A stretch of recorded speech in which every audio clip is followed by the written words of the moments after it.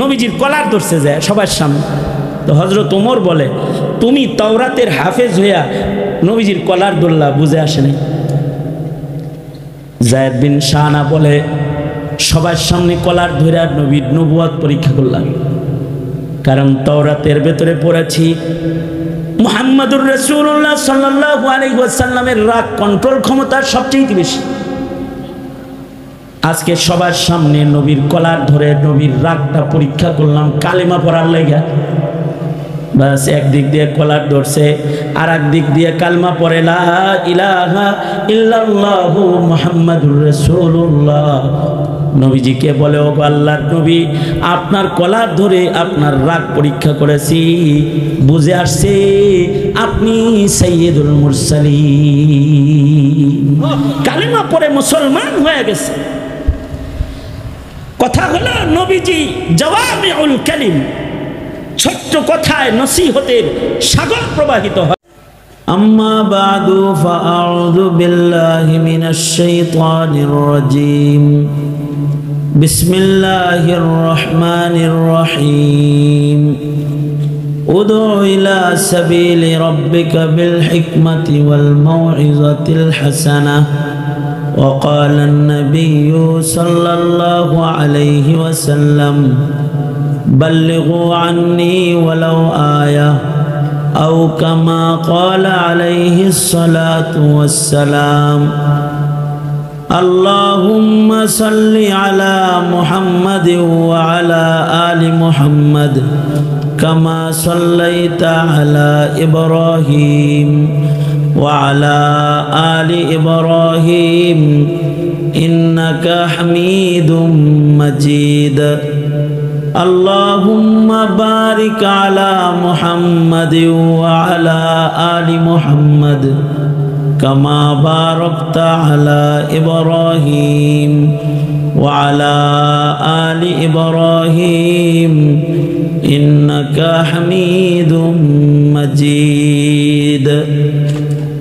জামিয়া উম্মুল কুরা আল ইসলামী আয়োজিত তৃতীয় বার্ষিক ইসলামী মহাসম্মেলনের মোহতারাম সাদাত, উপস্থিত হযরত, বুজুর্গ, উলামায়ে কেরাম, সম্মুখমানে সমবেত দিন প্রিয়, ইসলাম প্রিয়, দিনদার, ইমানদার, মুমিন মুসলমান ভাইরা, প্রিয় ছাত্র ভাইরা, পর্দার আড়ালের মা বোনেরা, আল্লাহর দরবারে শুকর। আল্লাহ তাআলা রাত 1:45 বেজে গেছে, প্রায় গভীর রাত পর্যন্ত জামিয়ার বার্ষিক সম্মেলনে শরীক থাকার তৌফিক দান করেছেন। কালিমাতুশ শুকর পড়ি, শুকরিয়া আদায় করি, জবান খুলে বলুন আলহামদুলিল্লাহ। সন্ধ্যা থেকে বিকাল থেকে আপনারা বয়ান শুনতে শুনতে ক্লান্ত, পরিশ্রান্ত।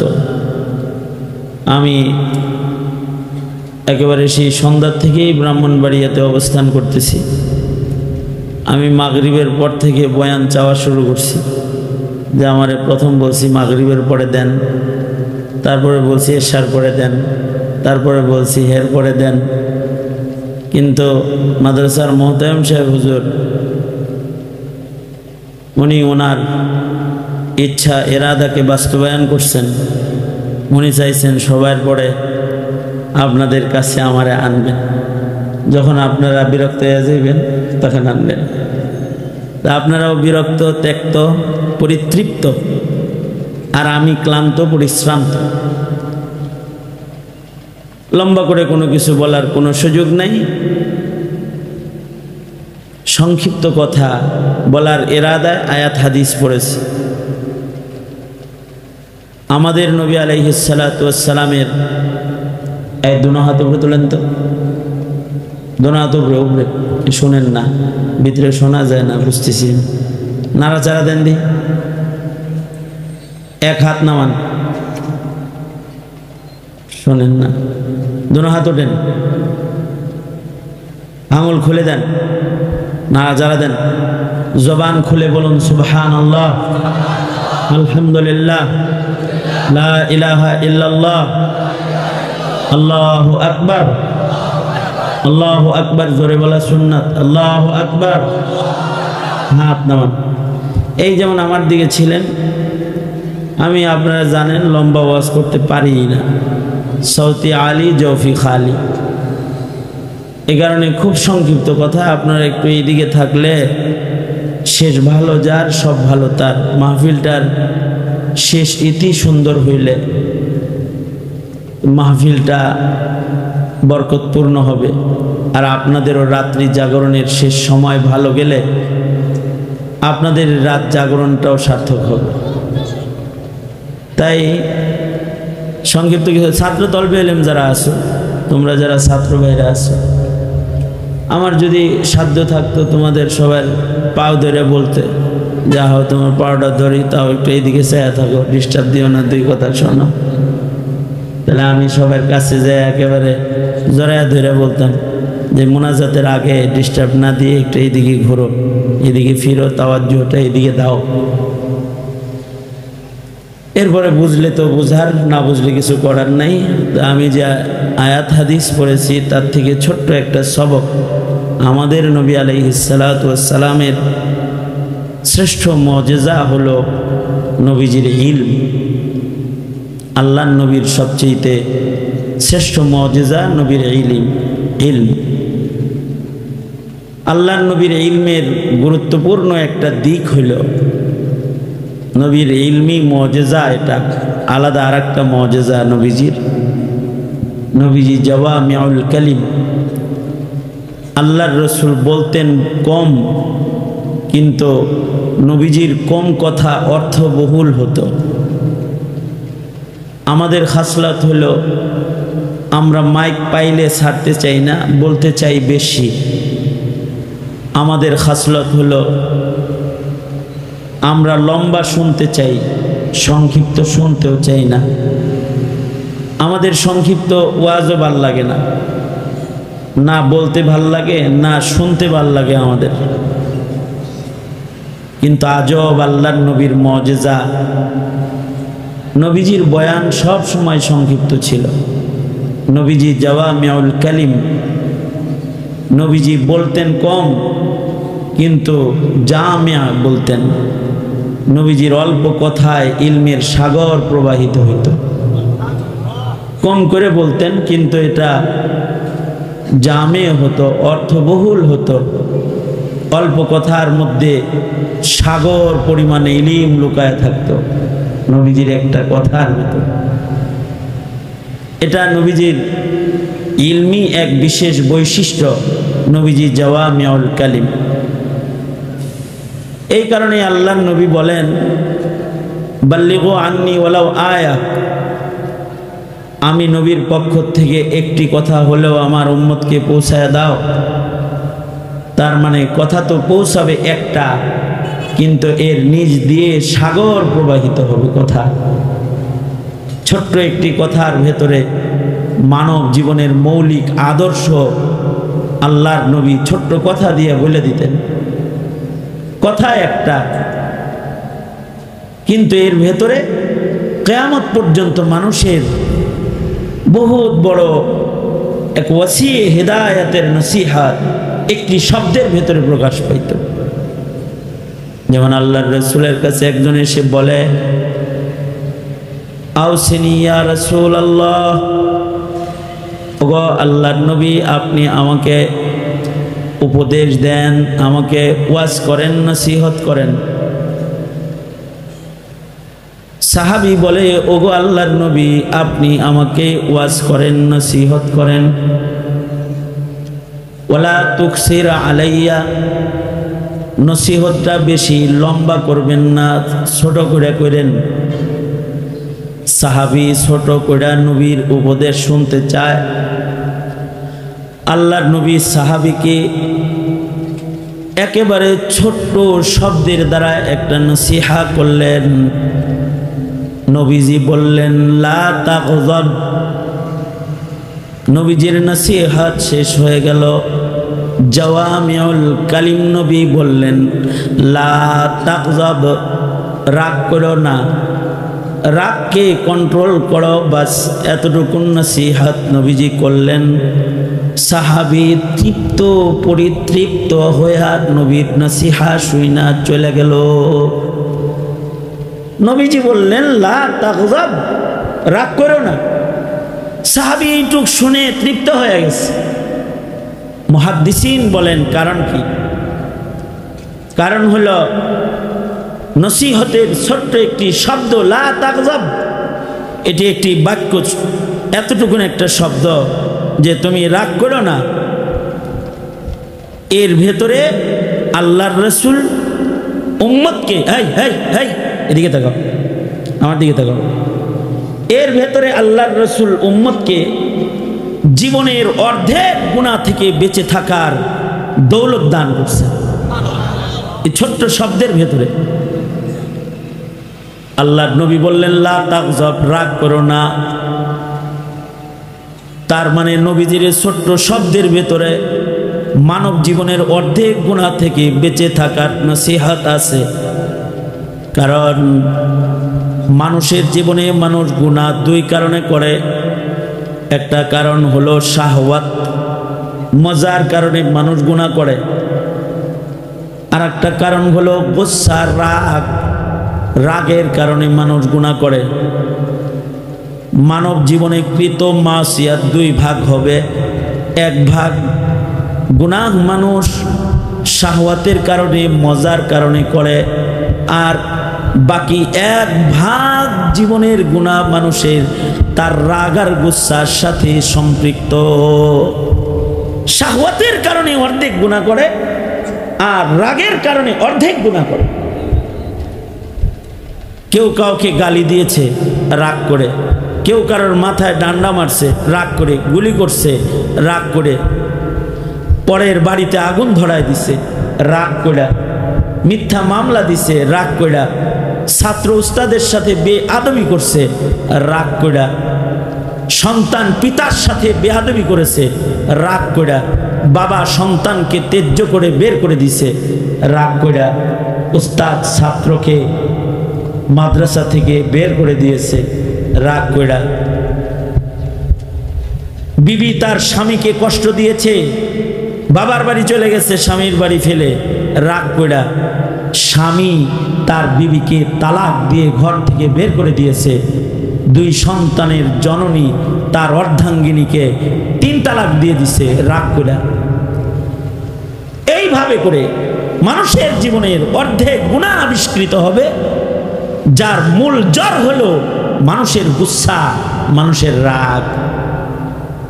আল্লাহর রাসূল জাওয়ামিউল কালিম, আল্লাহর নবী সাহাবীকে বললেন লা তাগজাব, রাগ করো না। বাস এই কথার মাধ্যমেই আল্লাহর নবী সাহাবীকে জীবনের অর্ধেক গুনাহ থেকে বেঁচে থাকার হিদায়াত প্রদান করেছেন। আমাদের নবী আলাইহিস সালাতু ওয়াস সালামের রাগ কন্ট্রোল পাওয়ার, আমাদের তো রাগ কন্ট্রোল হয় না,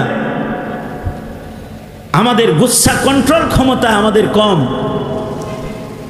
এ কারণে আমাদের মধ্যে হানাহানি, মারামারি, গালাগালি, দলাদলি, শত্রুতা আমাদের মধ্যে অধিক। কারণ আমাদের রাগ গুসা আমাদের নিয়ন্ত্রণের ভেতরে নাই। আমাদের রাগ আমরা নিয়ন্ত্রণ করা জানি। আল্লাহর রাসূল সাল্লাল্লাহু আলাইহি ওয়াসাল্লামের এটাও একটা মুজিজা যে নবীজির সবর আর তাহাম্মুল, রাগ কন্ট্রোল ক্ষমতা আল্লাহর নবীর সবচেয়ে বেশি ছিল।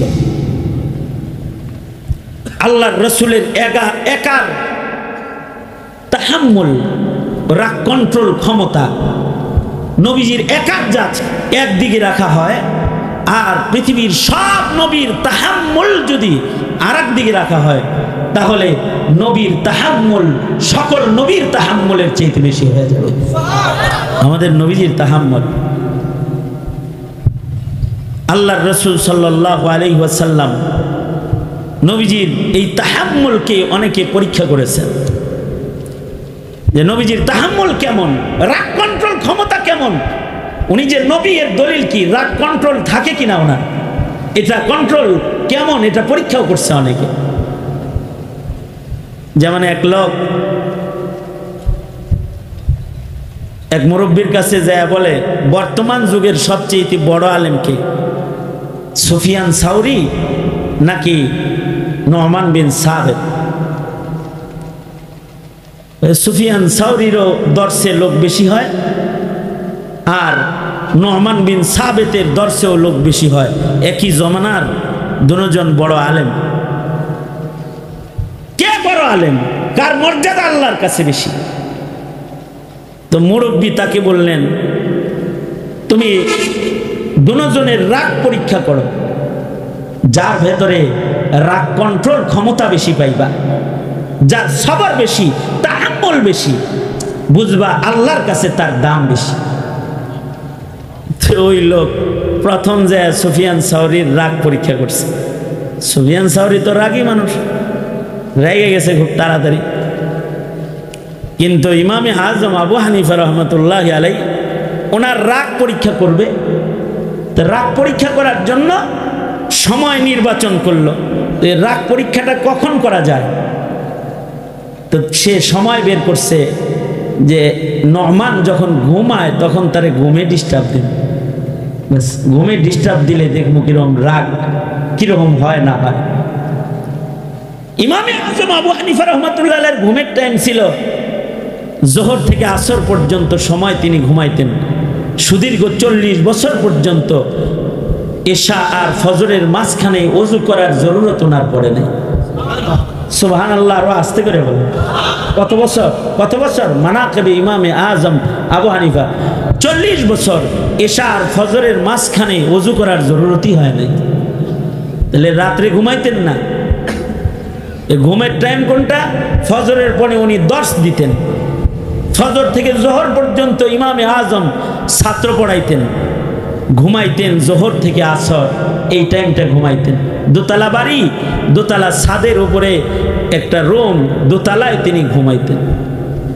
তো ঘুমায় পড়ছে এই লোক, ঠিক ঘুমের টাইমে ইমামে আজম আবু হানিফার দরজায় আসছে। এসে ডাকে, ইমাম সাহেব ঘুমাইছেন নি? উঠেন, মাসালা জানার লেগে আসছি। কেবলমাত্র চোখ লাগছে, ইমামে আজম দোতলার থেকে নিচে আইসা বলেন মাসালা বলেন। লোকটা কয় মাসালা ভুলে গেছে। ইচ্ছা করে বলতেছে ভুলে গেছে। কিছু সময় পরে আবার নোমান বিন সাবেত একটু ঘুমাইছেন, চোখ লাগছে। আবার আধ ঘন্টা পরে যায় বলে, ইমাম সাহেব ওঠেন, মাসালা জানতে আসছি। নোমান বিন সাবেত ইমামে আজম, ইমামুনা ইমামুদ্দুনিয়া, ইমামে আজম আবু হানিফা রহমাতুল্লাহি আলাইহি, তিনি চিন্তা করলেন যাইতে যদি দেরি করি আর যাওয়ার পরে যদি কয় মাসালা ভুলে গেছি, তাইলে তো পেঁচ লাগা যাইব, মতলব বেশি ভালো লাগে না।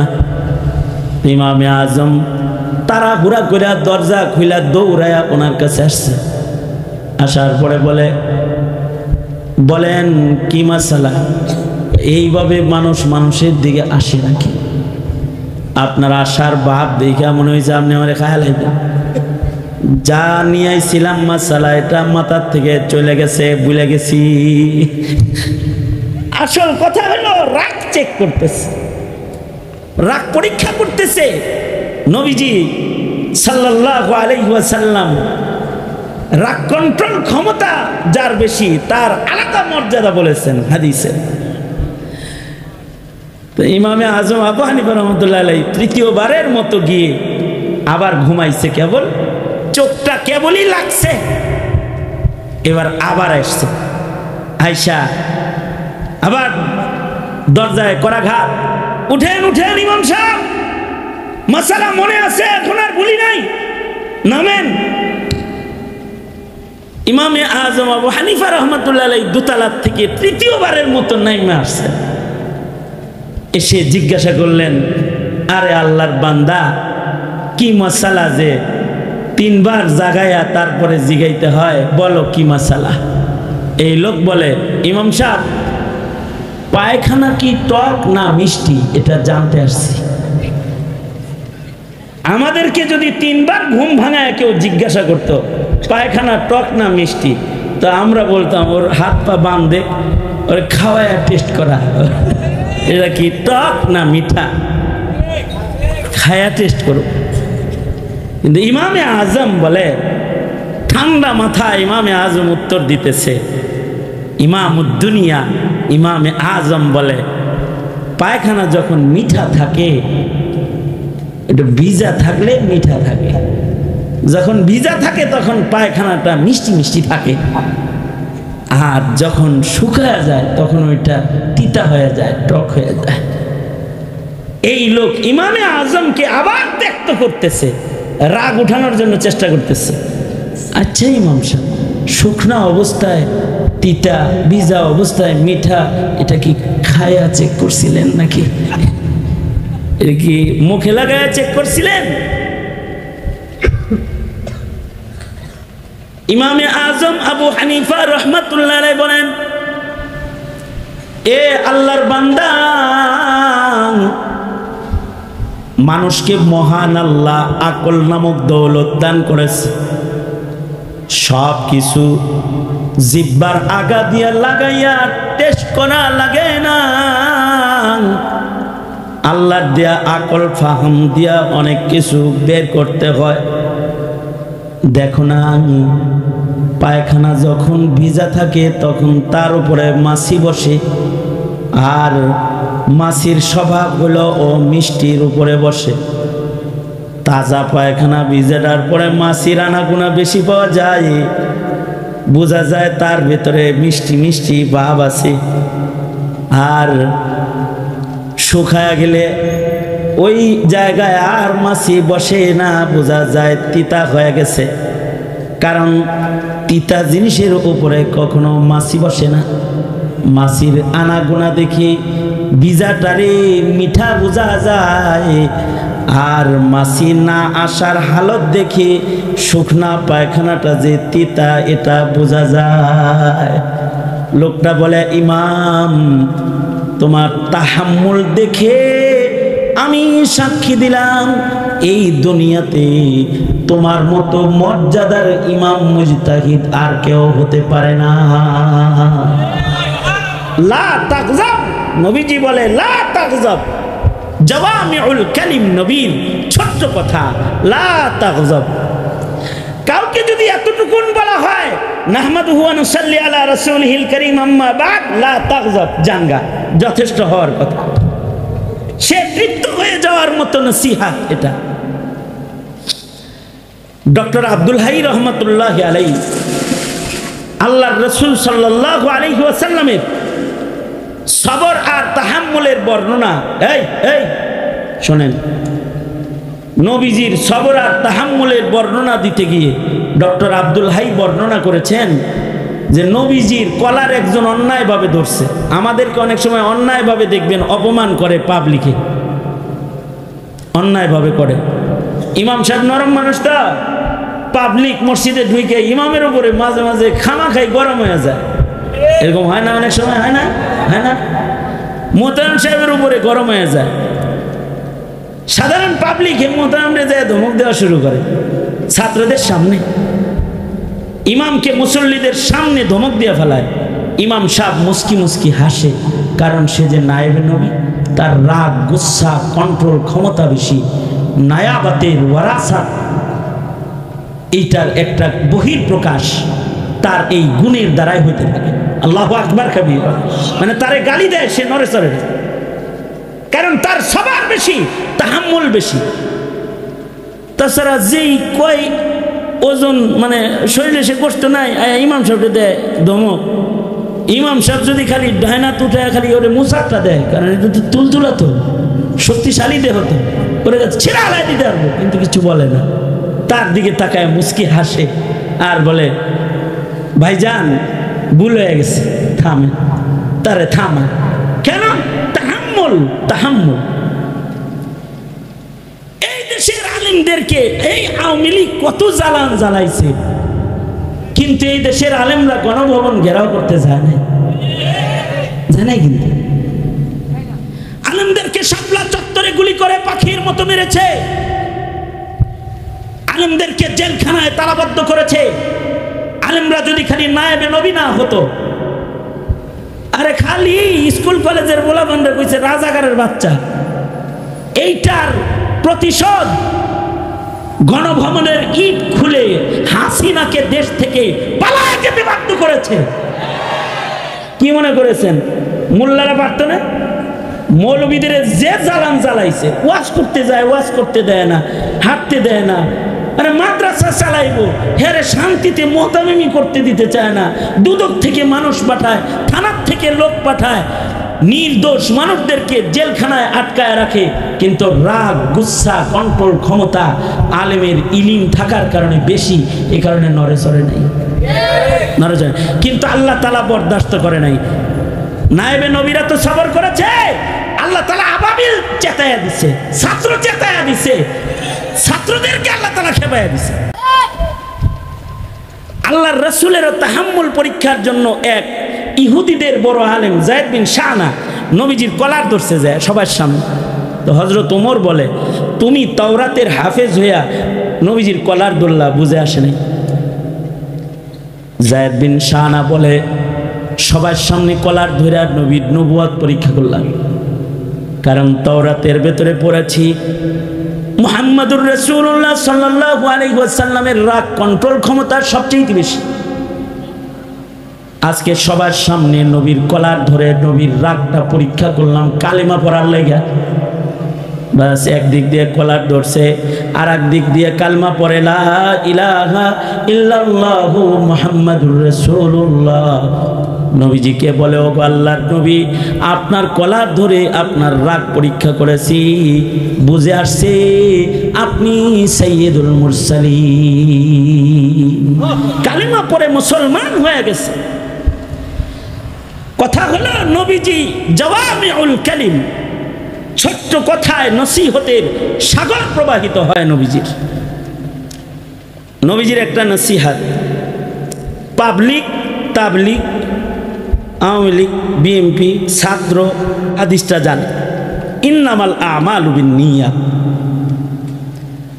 মানব জীবনের সব কাজ নিয়তের উপরে নির্ভরশীল। কথাটা একটা আশ্চর্য কথা, ছোট্ট একটা কথা, কিন্তু কিয়ামত পর্যন্ত, ইসরাফিলের বাঁশি পর্যন্ত মানুষ যত কাজ করবে সব কাজ মিজানের পালায় উঠানোর জন্য শক্তি অর্জন করবে এই একটা কথা দিয়া, ইন্নামাল আমালু বিন্নিয়াত। নিয়ত যদি ভালো হয় তাহলে নেকির পালায় আমলটা ওজনদার হবে, আর নিয়ত যদি খারাপ হয় নেকির পালায় আমলটা হালকা হবে। আমি এই নিয়তের এই জায়গার অলৌকিক একটি সাইড আপনাদের সামনে তুলে ধরি। জাওয়ামিউল কালিম নবীর নসিহা কত জামিয়া আর কত মানিয়া। হাকিমুল উম্মত থানবী বলেন, নিয়ত ভালো হইলে ছোট আমল তো বড় হয়, এটা তো আছেই। সদকা করছে এক মুদ, পাহাড় পরিমাণ সদকার সওয়াব হবে নিয়তের কারণে। হযরত থানবী বলেন, আশ্চর্য বিষয় হলো, নিয়ত ভালো করে কোনো কাজ করলে গুনার কাজ নেকির কাজ হয়ে যায়, আর নিয়ত খারাপ করে কাজ করলে নেকির কাজ গুনার কাজ হয়ে যায়। এই কথাটা একটা আজব কথা।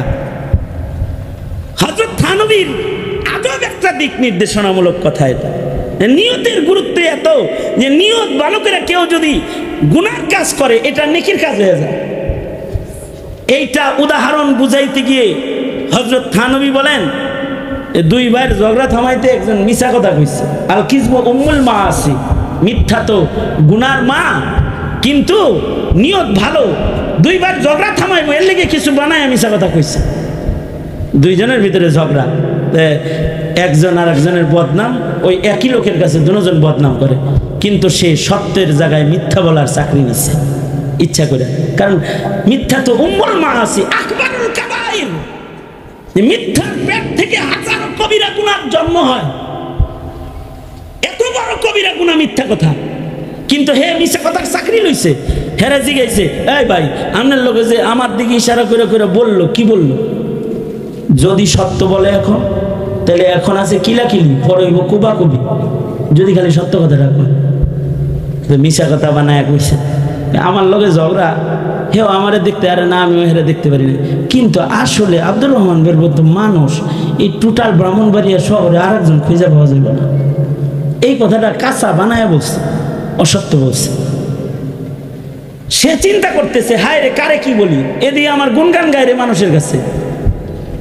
আবার সে তার কাছে আসছে, পরে কয়, এই দেখলাম আপনার কাছে কি জানি কইলো, কি কইছে? এও যা বলছে এ যদি কয় তাইলে এখন দৌড়ে যায় আগে ওরে শোয়াইব। কিন্তু সে কয়, বলছে আপনি আসলে একজন আবেদ মানুষ, যদিও আপনাদের দুইজনের মধ্যে মনে হয় ঝগড়া না, কয় হ ঝগড়া তো, কিন্তু আপনি যে আবেদে খাস, 5 ওয়াক্ত নামাজ পড়েন, তাকবীরুল্লাহ, কোরআন পড়েন, এগুলো না খুব পছন্দ এই লোকের। হায় হায় হায়, এদিকে আমার পছন্দ করে রে। দুইজনের কাছে দুটি মিথ্যা কথা বলছে। সূরাতান্ত কিস উম্মুল মাআসি, কিন্তু নিয়তের কারণে এই মিথ্যার প্রতিটি অক্ষরের নিচ দিয়েও নেকি প্রবাহিত হইতেছে, সব প্রবাহিত হইতেছে। কিসের কারণে? নিয়তের কারণে।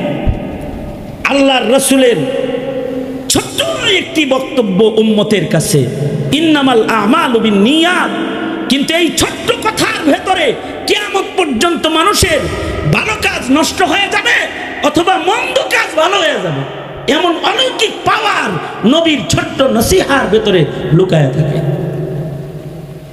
সর্বশেষ আরেকটি দৃষ্টান্ত, আল্লাহর রাসূল বললেন, আবু দাউদ শরীফের রিওয়ায়াত, আল মুমিন মিরআতুল মুমিন, মুমিন মুমিনের আয়না। ১৫০০ বছর আগে আল্লাহর রাসূল এক মুমিনরে আরেক মুমিনের আয়না হিসেবে বলে গেছে, জাওয়ামিউল কালিম। তার মানে হলো তুমি তোমার ভাইয়ের দোষ সংশোধন করে দিবা। দোষটা কেমনে সংশোধন করবা? আয়নার মতো করবা। আয়না যেমন চুপি চুপি সংশোধন করে, তুমি চুপি চুপি সংশোধন করবা। আয়না যেমন বারবার সংশোধন করে, তুমি ওইরকম বারবার সংশোধন করবা। আয়না যেমন সিররান নসিহত করে, তুমি ওইরকম সিররান নসিহত করবা, আলানিয়াতান করবা না। আলানিয়াতান করলে সে লজ্জা পাবে, শরম পাবে। আল্লাহর রাসূলের একটি ছোট্ট কথার ভেতরে আদর্শের মহাসাগর প্রবাহিত হয়ে যায়। এ কারণেই আল্লাহর রাসূল বলেন, বাল্লিগু আন্নি ওয়ালাউ আয়া, এহে আমার উম্মতেরা, তোমরা আমি নবীর পক্ষ থেকে আমার একটা কথা হলেও আমার উম্মতের কাছে পৌঁছায়া দাও। কারণ নবীর একটি ছোট্ট কথা জাওয়ামিউল কালিম, এর ভেতরে নসিহাত সাগর প্রবাহিত হয়। এই যে নবীর নসিহাত, কোরআন সুন্নাহ, আল্লাহ পাকের কালাম কোরআন, নবীর নসিহাত হাদিস সুন্নাহ, এগুলোর সংরক্ষণ উম্মতকে আদর্শিক জীবন দেয়, উম্মতকে চারিত্রিক জীবন দেয়। ছোট ছোট কথা উম্মত শিখে ফেললেও উম্মতের চারিত্রিক উন্নতি হয়, মনুষ্যত্বের গুণ উম্মতের মধ্যে ঢুকে যায়। এ কারণে সবাইকে তো মুফতি উবাইদুল্লাহ বানানো সম্ভব না, শেখ সাজিদুর রহমান বানানো সম্ভব না, শেখ মুবারকুল্লাহ বানানো সম্ভব না, কিন্তু আমাদের প্রতিটি সন্তানরে কমাস কম 40 হাদিস তো মুখস্থ করানো সম্ভব, 40টা কথা তো মুখস্থ করানো সম্ভব।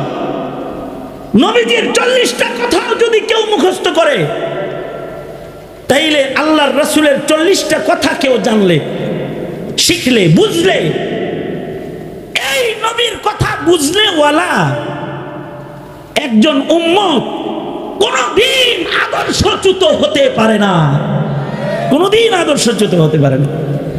এই কারণেই বর্তমান সমাজে আরেকটা ফিতনা এসেছে, সেটা হলো 40 হাদিসও যেন উম্মত মুখস্থ করে চারিত্রিক গুণ অর্জন করতে না পারে। একটি দল এসেছে যারা হাদিস অস্বীকারী, মুনকিরে হাদিস শিরোনামে তারা মুসলিম সমাজে কাজ করে। তারা বলে কোরআন মানি, হাদিস মানি না। নাউজুবিল্লাহ, আরো আস্তে করে বলেন নাউজুবিল্লাহ। বর্তমান সরকারের অজ্ঞতা আর মূর্খতা দেখলে পরে আশ্চর্য লাগে যে তারা শিক্ষা কমিশনে মূর্খ এক আজব হাইওয়ান, যে হাদিস চিনেও না, বুঝেও না, মুনকিরে হাদিস, যে হাদিস অস্বীকারী, তাকে শিক্ষা কমিশনে জায়গা দেয়। তার মানে হলো মুসলমানের কানে নবীর জাওয়ামিউল কালিম, নবীর একটি হাদিসও যেন না পৌঁছে, এই চক্রান্ত যেই শয়তান বাস্তবায়ন করতে পারবে তাকে কমিশনের ভেতরে বসানোর চক্রান্ত। আলেম ওলামারা এগুলো নিয়ে কথা কয়, কথা বললেই বলে যে এগুলো রাজনীতি করে। আরে আলেম ওলামারা তো জাতির মূল জায়গায় কথা বলে, মূল জায়গায় কথা বলে। নবী এই কথাগুলো বলার জন্য, যেখানে মুসলিম মিল্লাতের ক্ষতি হবে, যেখানে মুসলমান জাতির জাতীয়তা নিয়ে প্রশ্ন এসে যাবে, মুসলমানিত্ব নিয়ে প্রশ্ন এসে যাবে, সেখানে নায়েবে নবীরা জীবন গেলেও চুপ থাকতে পারে না, মরে গেলেও চুপ থাকতে পারে না, রশিদে ঝুললেও তারা চুপ থাকতে পারে না, তারা কথা বলবেই। তাদের একটি বক্তব্য জাতির বন্ধ তালা খুলবে, তাদের একটি বক্তব্য জাতিকে সুপথে পরিচালিত করবে। সুতরাং মাদ্রাসাগুলোর মাধ্যমে ন্যূনতম কিছু আলফাজ ইলম হিফাজত হয়। তো আমি হযরত থানভী রহমাতুল্লাহ আলাইহির আরেকটা আশ্চর্য কথা, আমাদের আকাবিররাও জাওয়ামিউল কালিম ছিলেন, ওনারা বলতেন কম কিন্তু সাগর প্রবাহিত হতো। এই কারণে আমি হযরত থানভী রহমাতুল্লাহ আলাইহির আরেকটা আশ্চর্য কথা আপনাদের কানে দেই, বুঝলে বুঝেন, না বুঝলে না বুঝেন, কিছু করার নেই, খালি কানে দিয়া দেই। আল্লাহ চাহে তো বুঝ দিলে আল্লাহ দিতেও পারে। যে মাদ্রাসার মাধ্যমে যদি, একটি মাদ্রাসার মাধ্যমে যদি 40টা 86টা না 40 হাদিসের হেফাজত যদি হয়, এই 40টা হাদিসও যদি দুনিয়াতে বেঁচে থাকে কোরআনের পাশাপাশি, নবীজির 40টা হাদিসও যদি উম্মতের কাছে থাকে, এতটুকুনের জিম্মাদারিও যদি মাদ্রাসা দিয়ে হয়, তাহলে হযরত থানভী বলেছেন, নবীজি তো জাওয়ামিউল কালিম, গাছ যেমন একটা বুনলে গাছটা ধীরে ধীরে বড় হয়, এ গাছে ফুল হয়, ফল হয়, এ গাছ থেকে এক সময় কাঠ হয়, এক সময় এটা অঞ্চল ছেয়ে যায়, বটগাছ হয়ে অঞ্চল ছেয়ে যায়। নবীজি জাওয়ামিউল কালিম, ইলম এমন আজব গাছের নাম, এর একটি শব্দের ইলম যদি কারোর সিনার ভেতরে, কালবের ভেতরে যদি খালি ঢুকা যায়, ঢুকার পরে ইলম সংরক্ষণের জমিন তো হলো কালব। গাছ যেমন মাটিতে বড় হয় ধীরে ধীরে, জাতিরে একটা হাদিস শোনায়া দিলেও এই হাদিসটা কলবে যদি বপন করে দেওয়া যায়, তাহলে এই একটি হাদিস জাওয়ামিউল কালিম নবীর কথা, তো এটা গাছের মতো কাণ্ড গজায়, বড় হয়, ফল দেয়। এক সময় নবীর একটা হাদিস তার হৃদয়কে ছেয়ে ফেলে, তার হৃদয়টাকে ছেয়ে ফেলে ইলম দিয়ে। বুঝলে তো বুঝার, না বুঝলে কিছুই নাই।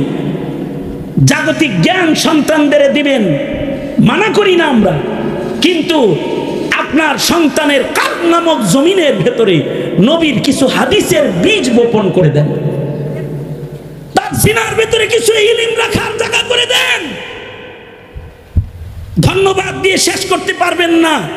আপনারা এলাকার মানুষ, এদেশের আলেমদের যারা না খেয়ে ছেঁড়া কাপড় পরে ইলমের পাহারাদারি করে সারাটি বছর, শুধুই মাত্র এই জাতি যেন ঈমান শূন্য না হয়ে যায়, দিন শূন্য না হয়ে যায়, এই স্বপ্ন আর এই ভাবনা যদি বুঝা থাকেন তাহলে বলুন, ইলমি মার্কাজ উম্মুল কুরার মতো মাদ্রাসাগুলো জমিন থেকে মিটায় দেওয়া দরকার বুলডোজার দিয়ে, নাকি এগুলোকে জীবন্ত রাখা দরকার? জোরে আওয়াজ করে বলেন, জীবন্ত রাখা দরকার। তাই যদি হয় তাহলে মৌলানা ওবায়দুল্লাহ, মুফতি ওবায়দুল্লাহ মাদানী মজলুম আলমদ্বীন, তার হাতকে শক্তিশালী করা দরকার আছে না নাই? তার সাথে আছেন না ইনশাআল্লাহ? এখন দোয়া হবে। আলহামদুলিল্লাহ রাব্বিল আলামিন, ওয়াসসালাতু ওয়াসসালামু আলা সাইয়্যিদিল আমবিয়া ওয়াল মুরসালিন মুহাম্মাদিন ওয়া আলা আলিহি ওয়া আসহাবিহি আজমাইন। রব্বুল আলামিন গভীর রাত, মাঝরাত পার হয়ে শেষ রাত্রিতে কদম রেখেছি আমরা। জাওয়ামিউল কালিম নবীর কিছু কালাম, কিছু কথা তোমার বান্দাদের কাছে পৌঁছাইছি। সংক্ষিপ্ত কিছু তাশরিহাত পেশ করেছি। তোমার বান্দারা গভীর রাতে সাদাকার আমল করেছে, সকলে মিলে হাত পেতেছি, মেহেরবানি করে আমাদের জীবনের সব গুনাহ মাফ করে দাও। জেনে না জেনে, অন্ধকারে আলোয়, গোপনে প্রকাশ্যে যত পাপ করেছি ক্ষমা করে দাও। মাজমাকে কবুল মঞ্জুর করে নাও। ভরপুর বারাকা দান করো। এই মাদ্রাসার স্থায়ী জায়গা জলদি ইয়া আল্লাহ মাদ্রাসাকে জায়গায় দাঁড় করায় দাও। মাদ্রাসার প্রতিষ্ঠাতা ওবায়দুল্লাহ মাদানী সাহেবকে কবুল করে নাও। যোগ্য এক ঝাঁক নায়েবে নবী তার সহকর্মী রয়েছে, মুখলিস একটা জামাত, ইয়া আল্লাহ জামাতকে কবুল আর মঞ্জুর করে নাও। রব্বুল আলামিন গভীর রাতে বড় প্রেম ভালোবাসা নিয়ে যারা সাদাকার আমল করেছে তাদের সাদাকাগুলো নাজাতের জন্য বাহানা করে দিও। যা কিছু আলোচনা করেছি বলনেওয়ালা শুননেওয়ালা সকলকে আমল দান করো। ইয়া আল্লাহ রব্বুল আলামিন ময়দানে মাহশরে লজ্জা দিও না আল্লাহ, শরম দিও না, শর্মিন্দা করিও না। ইজ্জতের জিন্দেগি দাম, হার কিসমের জিল্লাত থেকে আমাদেরকে ধরে ধরে তুমি বাঁচাও। যত খায়ের ও কল্যাণ সব আমাদের তুমি দান করো। অকল্যাণ আর অমঙ্গল হইতে আমাদের হেফাজত করো আল্লাহ রব্বুল আলামিন। ইয়া আল্লাহ এই মজলিসে সন্ধ্যা থেকে এ পর্যন্ত যা আলোচনা হয়েছে এগুলোর আমল আমাদের তুমি দান করো। আল্লাহুম্মা জাআল সারনা আলা মান যালামনা ওয়ানসুরনা আলা মান আদানা ওয়ালা তাজআল মুসিবাতানা ফি দীনিনা ওয়ালা তাজআলিদ দুনিয়া আকবারা হাম্মিনা ওয়ালা মাবলাগা ইলমিনা ওয়ালা গায়াতা রাগবাতিনা ওয়ালা তুসাল্লিত আলাইনা মান লা ইয়ারহামুনা। আল্লাহুম্মা জিদনা ওয়ালা তানকুসনা ওয়া আকরিমনা ওয়ালা তুহিন্না ওয়াতিনা ওয়ালা তাহরিমনা ওয়াসিরনা ওয়ালা তুসির আলাইনা ওয়ারজিনা ওয়ারযা আন্না ইয়া কারীম। اللهم اجعلنا من التوابين واجعلنا من المتطهرين واجعلنا من عبادك الصالحين الغر المحجلين الوفد المتقبلين. سبحان ربك رب العزة عما يصفون وسلام على المرسلين والحمد لله رب العالمين. آمين آمين برحمتك